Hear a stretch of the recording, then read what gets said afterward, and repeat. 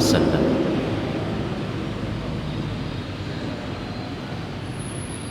Allahumma anta ja'alal Qur'an al-'azima rabi'a qulubina wa nura sadrina wa jalaa'a husnina wa dhahaba hammina wa ghammina.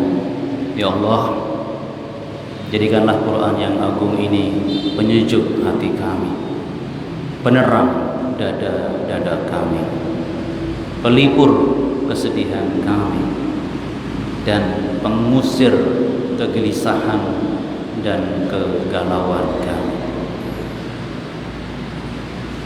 Ma'asyiral muslimin rahimakumullah,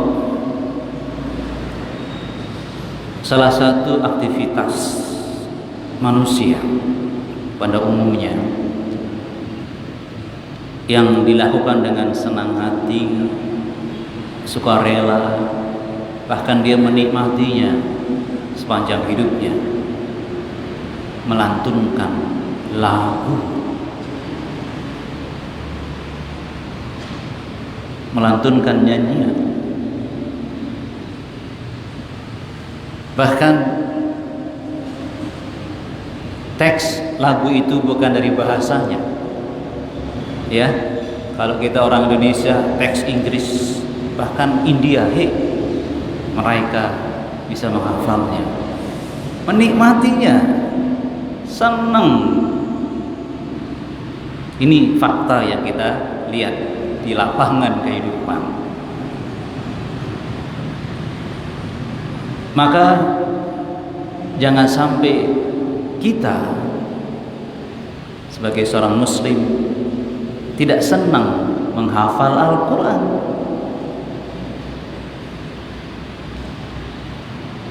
Yang berbahasa Arab, dan bahasa Arab itu gampang kita pahami,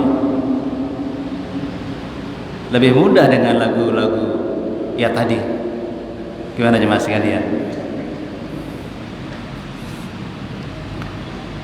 Nah, lagu-lagu itu dinikmati walaupun nggak tahu bahasanya, mungkin karena iramanya. Apalagi kemudian dia tahu apa tuh artinya. Wah, bisa sampai nangis, meneteskan air mata.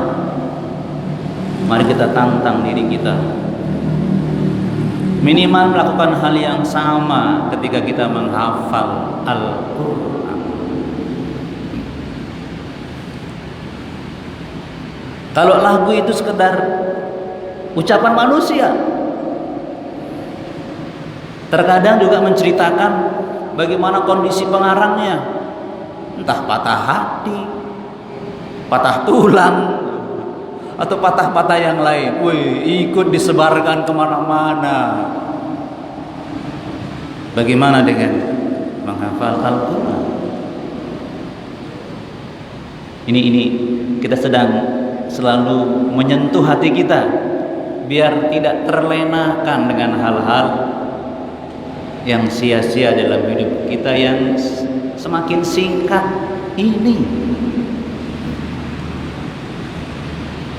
Ya Rahman ya Rahim, kalam Allah Al-Quran. Ini saja mestinya kalau kita benar-benar bertauhid, benar-benar bertauhid, beriman, yang katanya iman yang amik, iman yang dalam kepada Allah, pasti dan seharusnya kita senang menghafal Al-Quran.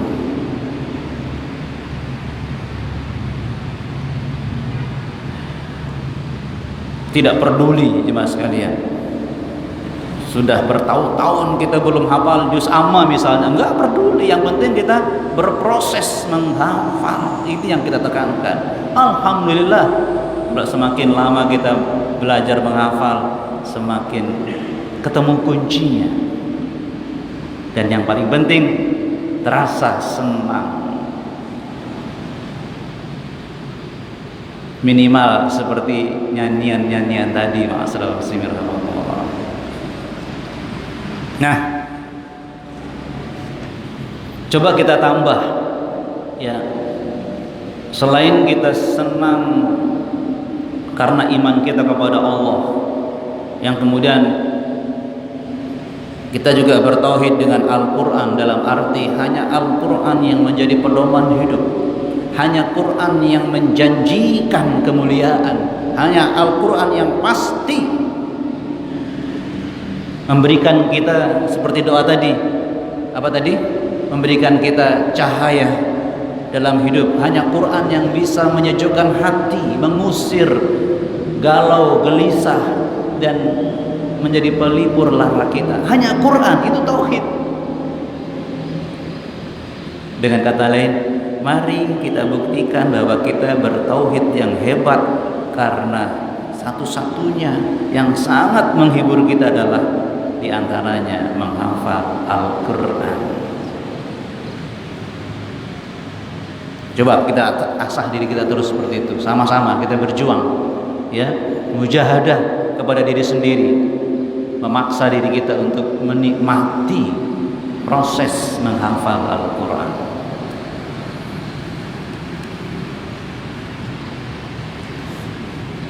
Nah, diantaranya apa? Sebagai hal yang mendasar yang selalu kita ingat, agar kita selalu memaksa diri kita menikmati proses menghafal Al-Quran, ya.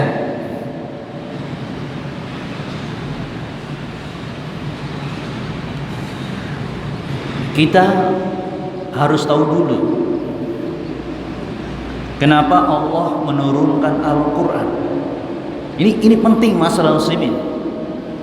Setelah kita betul-betul punya tauhid yang kuat bahwa hanya firman Allah yang benar, al-haqqu min rabbika fala takunanna minal mumtarin. Nah ini al-haq, kebenaran itu datang dari Rabbmu yang disampaikan dalam Al-Quran, dan jangan pernah ragu-ragu, termasuk jangan ragu-ragu menghafal.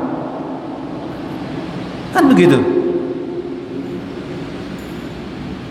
Jangan ragu-ragu mengamalkannya, membelanya, memperjuangkannya. Jangan ragu-ragu. Dan jangan ragukan nikmatnya yang Allah berikan kepada penghafal Al-Quran.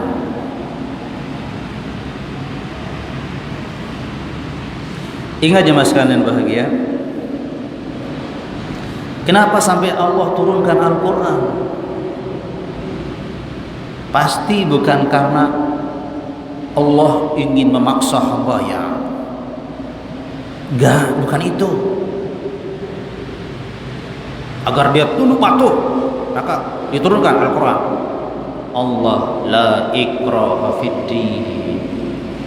Allah sendiri yang mengatakan, Allah tidak ada pemaksaan dalam agama ini.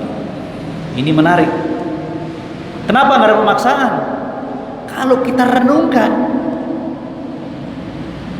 kita senang gitu loh, bukan terpaksa atau dipaksa. Karena hakikat kenapa Al-Quran diturunkan? Al-Quran diturunkan untuk menambah beban hidup kita. Wah, tidak. Al-Quran diturunkan untuk menyusahkan hambanya karena Allah Maha Kuasa. Tidak.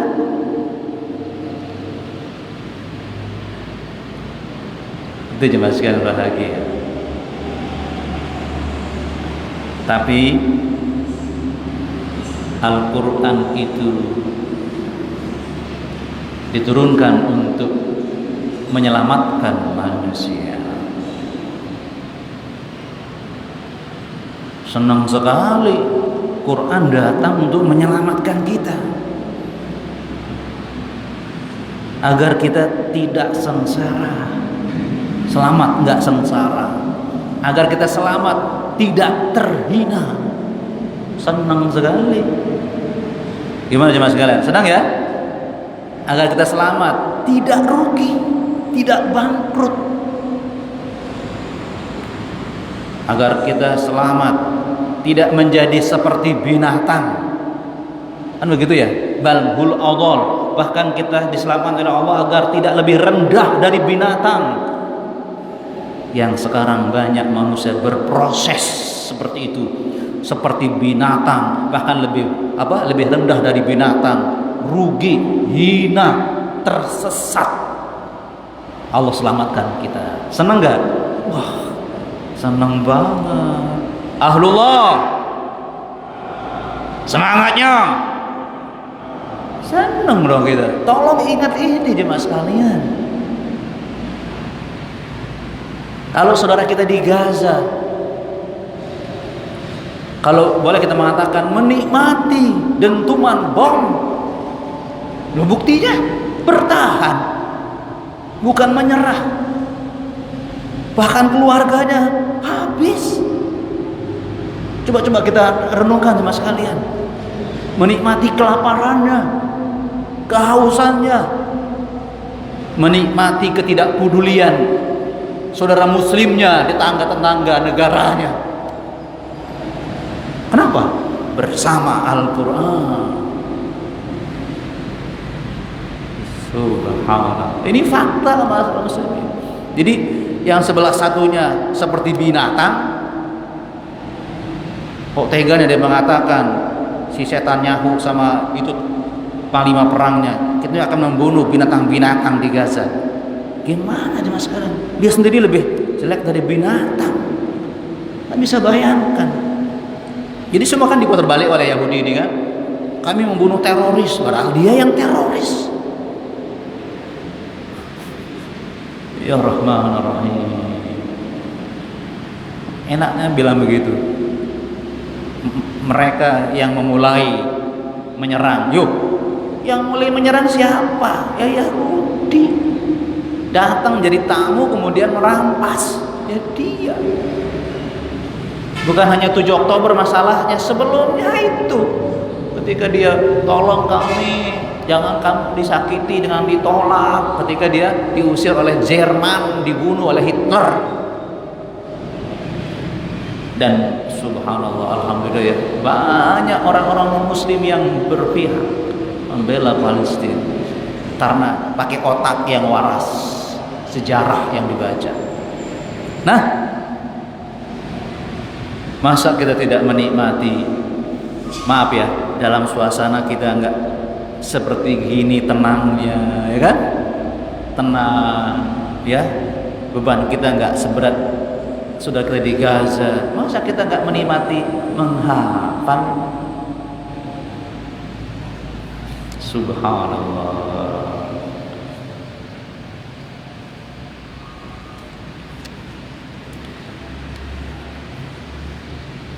Jadi Al-Quran yang menyelamatkan kita dari hati yang rusak, makanya sejuk hatinya, dari hati yang tersesat karena kegelapan diberi cahaya, dari apa? Dari orang yang dirundung terus oleh kesedihan. Loh, masa ada orang yang dirundung kesedihan? Iya. Sebelum berpuasa, aduh saya belum berpuasa, sedih dia.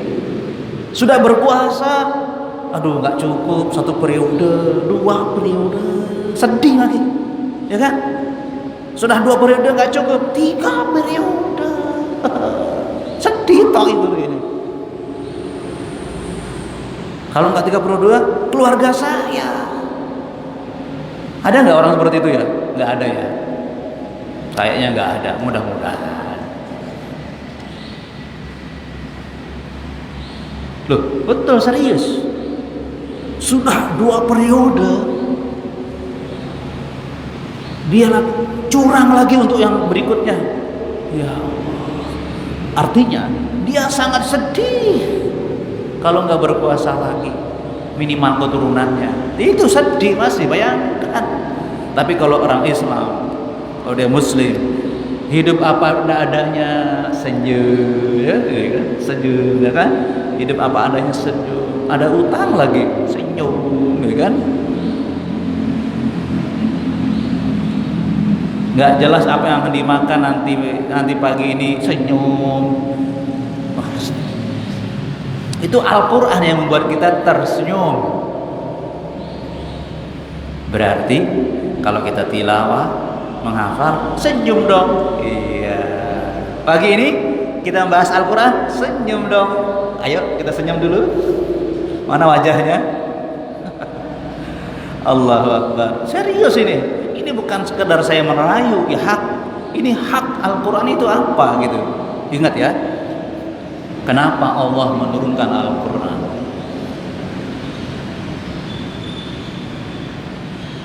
Ayo ingat ya, bagaimana surah Toha ayat 2. Ingat selalu jemaah sekalian. Ma anzalna 'alaikal Qur'ana litashqa. Kami tidak turunkan Al-Quran kepada Muhammad untuk membuat hidupmu sengsara. Ya Rahman. Kalau kita bahasakan lain, Quran ini tidak turun kepada Muhammad untuk membuat hidupmu bahagia. Senang ya kan? Mutlak berarti orang yang ingin selalu bahagia, senang, jangan jauh dari Al-Quran, karena dia turun untuk kita. Terima dengan iman yang tanpa ada keraguan, jemaah sekalian. Allahu Akbar. Makanya ketika kita berproses seperti sekarang, kita mengorbankan waktu sekedar setengah jam untuk dengar penjelasan tentang Quran, senang juga. Sambil duduk masa nggak senang? Duduk toh ya kan? Apalagi nanti ada acara untu di samping nanti. Apa yang tidak nikmat ini jemaah sekalian?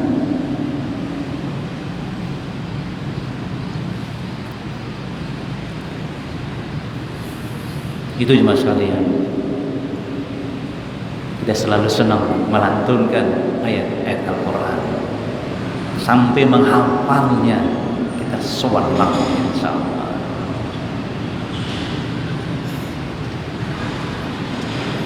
Yang kedua, diingat agar kita selalu senang dan menikmati proses menghafal Al-Quran, meskipun kemudian pada faktanya menghafal sehari hilang lagi, gak apa-apa. Kita sedang berproses. Yang diminta menghafalnya, bukan sudah menghafal. Yang kedua, ingat-ingat selalu kedudukan, ya, kedudukan posisi Al-Quran di sisi Allah. Kita kan beriman kepada Allah, selalu mengharapkan ridha Allah, dekat dengan Allah. Bahkan seperti teman-teman di Gaza, rela berperang, meninggal, syahid li'ila'i kalimatillah.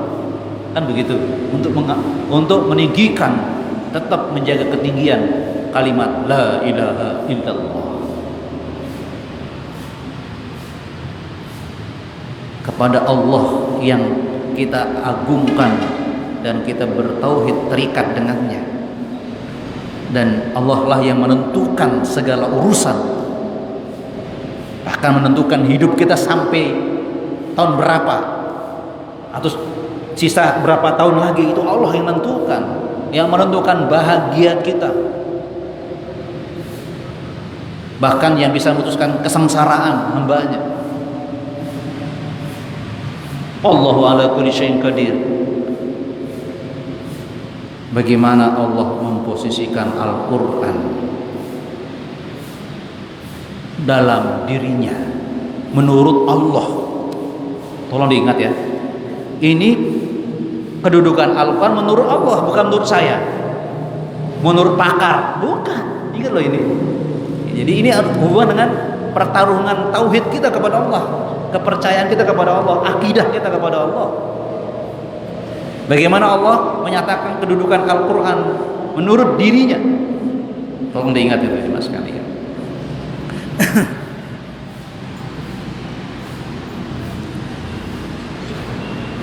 Menurut Allah, Al-Quran adalah mukjizat terbesar bagi Rasulullah Sallallahu Alaihi Wasallam. Ingat-ingat itu mas sekalian, mukjizat terbesar, mengalahkan mukjizat para nabi yang lain, para rasul yang lain, mengalahkan mukjizat Rasulullah bisa mengambil bulan. Ini kan wah, hebat nih, bulan diambil, dipegang tangannya, masya Allah, masih lebih besar mukjizat Al-Quranul Karim. Ingat-ingat mas sekalian, mukjizat Al-Quran. Sekedar mengingatkan, mukjizat itu apa? Sesuatu yang selalu mengalahkan, mukjiz, yang itu terjadi di luar kemampuan manusia. Jadi kalau kita ingin mengalahkan sifat-sifat tercela kita, bukan dengan cara kita, Al-Quran punya kekuatan yang bisa menundukkannya. Al-Quran, jemaah sekalian bahagia, mukjizat yang bisa mengalahkannya.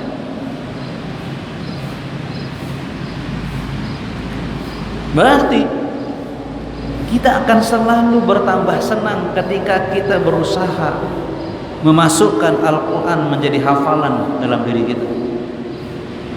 Sesuatu yang mukjizat.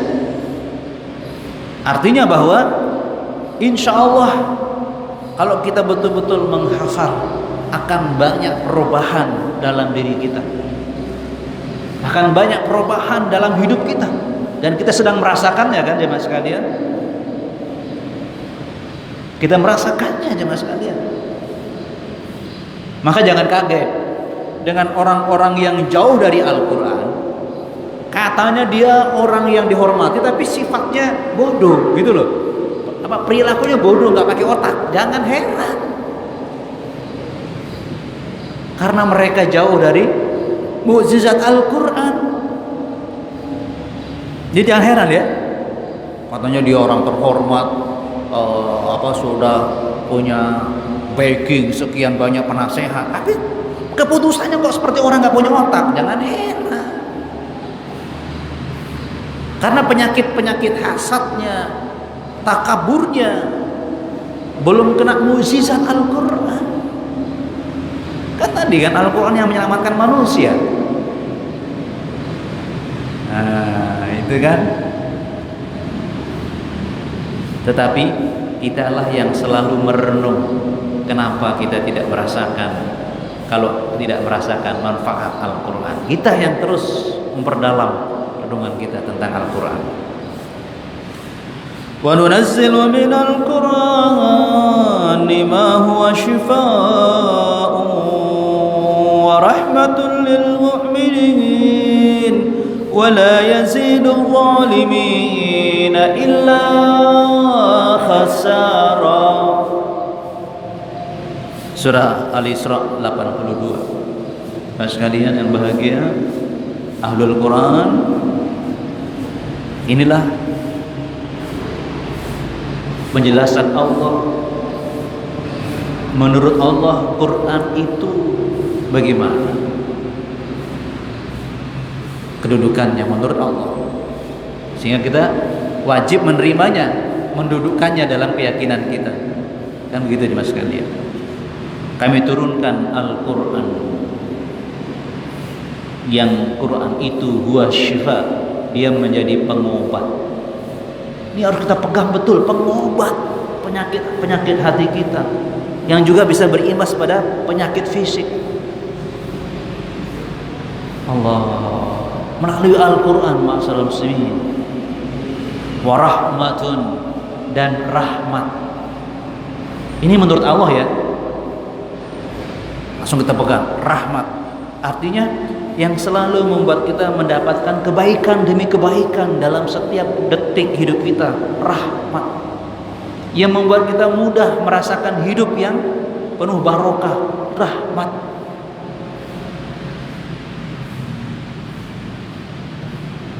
membuat kita selamat di dunia, rahmat Allah. Bahkan nanti dimasukkan ke dalam surga karena rahmat Allah, diselamatkan dari neraka karena rahmat Allah. Itu karena kita berinteraksi dekat benar dengan Al-Quran. Di antaranya senang menghafalnya. Sedikit lagi. Nah, jemaah sekalian, sama-sama kita berjuang, berusaha keras. Jangan sampai kita terjebak dalam kesalahan berinteraksi dengan Al-Quran. Yang sering saya katakan, 5T itu tolong kita penuhi. Kalau tidak, ada kesalahan nanti. Masih ingat 5T? T pertama, tilawah, membaca. T kedua, tahfidz, menghafal. T ketiga, tadabbur atau taklim, merenungkan makna Al-Quran. T keempat, tanfidz, melaksanakannya, menjalankannya, mengamalkannya, mengaplikasikannya. T terakhir, tabligh, mendakwahkannya. Jangan sampai ada yang kita jauhi dari 5T satu pun. Kita berusaha keras untuk memenuhinya, Mas sekalian. Ini interaksi yang benar. Kalau kita salah berinteraksi, Allah mengancam pada ayat berikutnya. Wala yadi wala yazidul zalimin illa khasara. Orang yang zalim, yang salah berinteraksi dengan Al-Quran, dia hanya mendapat kerugian. Dia hanya mendapat kerugian, jemaah sekalian. Wah, kita senang sekali tilawah, tahfidz, senang jemaah sekalian. Kita terhindar dari kerugian, jemaah sekalian. Jadi orang-orang yang zalim, yang salah mensikapi Quran, diantaranya tadi menjauhi 5T tadi, bahaya masalah muslim.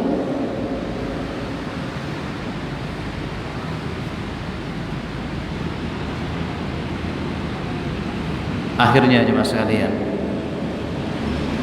yang sering minum obat dengan resep dokter, patuh dengan resep dokter. 1 kali 3 ya, jangan dibalik. 3 kali 1, jangan 1 kali 3. Ya, Pak Dokter, ya Pak. Wes, nggak nolak, nggak berpikir nolak, nggak malas mengikuti resep dokter, resep hidup. Resep hidup terbaik Al-Quran. Saya tutup dengan sebuah hadis Rasulullah SAW riwayat Muslim.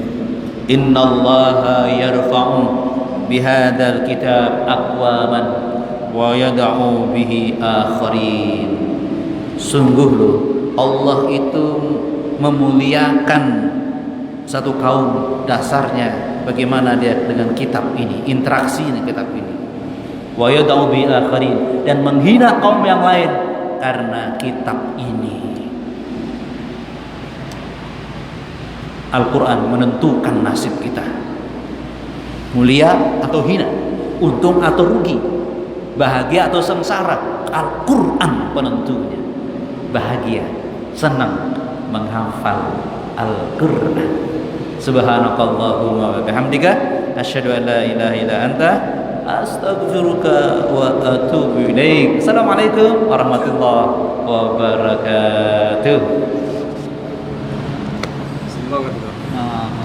Masya Allah, semangat terus ini.